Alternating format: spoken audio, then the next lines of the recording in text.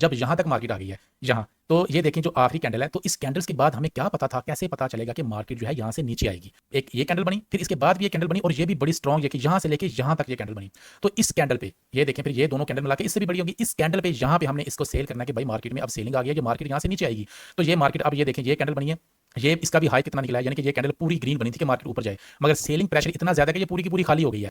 फिर यहाँ पे आ गई है ये कैंडल, यानी कि टाइम वेस्ट है, इस कैंडल का कोई मकसद नहीं है, ये उतनी बाएंगा, ये उतनी सेल आई, खाली होगी सारी। मगर साथ में देखें कितनी मजबूत सॉलिड कैंडल बनी है, ठीक है। इस कैंडल से पता चलता है कि मार्केट जहां तक आई थी, मगर थोड़ा सा बाइंग प्रेशर आया, मगर ज्यादा सेलर ही है इसके अंदर। यहाँ से लेके यहाँ पे हमने सेल कर दिया था इसको कि मार्केट को नीचे जाना है। तो अब यहाँ से लेके यहाँ तक आपने साथ साथ में ये देखना है कि कितनी रेड कैंडल है, 1 2 ये ग्रीन है, 3 4 5 6 कैंडल बनी है, जिसमें से 6 की 6 रेड है, यानी कि और एक ग्रीन है, यानी कि जो खरीदने वाले हैं वो थोड़े हैं।